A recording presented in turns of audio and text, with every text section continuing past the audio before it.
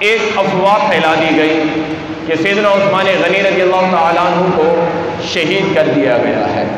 نبی کریم علیہ السلام نے تمام صحابہ کو بلایا اور ارشاد فرمایا تم سارے کے سارے میں ہاتھ پر بیعت کرو، میرے ہاتھ پر بیعت کرو۔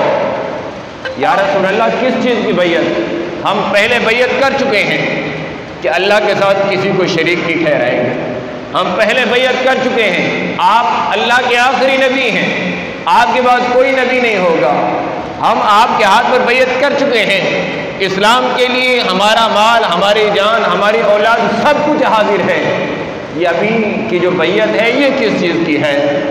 تو آقا کریم علیہ السلام نے ارشاد فرمایا آج جو بیعت ہے وہ اس بات کی ہے کہ ہم نے اس وقت تک یہاں سے واپس نہیں پلٹنا جب تک عثمان کا بدلہ نہ لے لیں، عثمان کا بدلہ لے کر پھر جائیں گے۔ اب یہاں ایک سوال اٹھتا ہے، وہ یہ ہے کہ اگر نبی کریم علیہ السلام علم غیب جانتے تھے تو حضور نے صحابہ کو یہ کیوں نہیں بتا دیا کہ عثمان شہید نہیں ہوا؟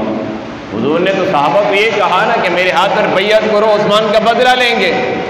تو یہ اس بات کی دلیل ہے کہ حضور علیہ السلام جو ہے وہ غیب نہیں جانتے تھے۔ اس کا جواب یہ ہے کہ بہت ساری چیزیں ایسی ہوتی ہیں کہ جو وقت سے پہلے لوگوں پر ظاہر نہیں کی جاتی۔ نبی کریم علیہ السلام جانتے تھے عثمان حیات ہیں، عثمان کو ابھی شہید نہیں کیا گیا۔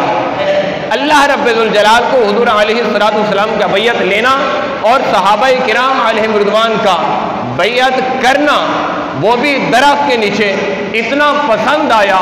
مسجد نبوی کے اندر حضور نے بیعت لی صحابہ سے، اللہ کے ساتھ کسی کو شریک نہیں ٹھہرانا، صحابہ نے بیعت کی مگر رب نے قرآن میں بیان نہیں کیا۔ حضور نے بیعت لی صحابہ سے، میں اللہ کا آخری نبی ہوں، میرے بعد کوئی اور نبی نہیں آئے گا۔ صحابہ نے بیعت کی کہ آپ اللہ کے آخری نبی ہیں، آپ کے بعد کوئی اور نبی نہیں آئے گا۔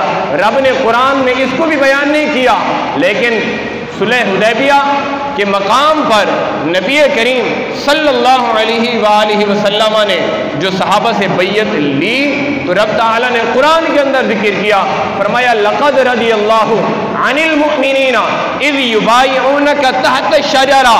یہاں اللہ تعالیٰ نے اس درخت کا ذکر کیا تاکہ کل کو کوئی عثمان کا باغی یہ نہ کہے، عثمان کا دشمن یہ نہ کہے، یہ اس بیعت کی بات ہو رہی ہے جو وحدانیت کے لیے لی گئی تھی، یہ اس بیعت کی بات ہو رہی ہے جو ختم نبوت کے لیے لی گئی تھی، یہ اس بیعت کی بات ہو رہی ہے جو حضرت مولا علی کی ولایت کی لی گئی تھی۔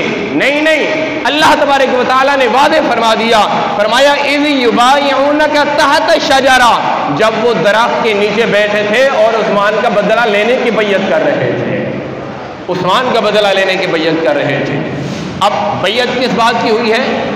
بیعت اس بات کی ہوئی ہے کہ ہم نے عثمان کا بدلہ لینا ہے، ٹھیک ہے۔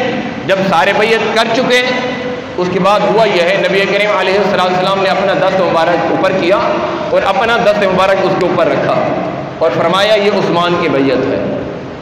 یہ کس کی ہے؟ یہ عثمان کی بیعت ہے۔ یا رسول اللہ عثمان تو شہید ہو گئے، حضور اپنے دست مبارک کے بارے میں فرما رہے ہیں یہ عثمان کا ہاتھ ہے اور یہ میرا ہاتھ ہے، یعنی عثمان بھی اس بیعت میں شامل ہے۔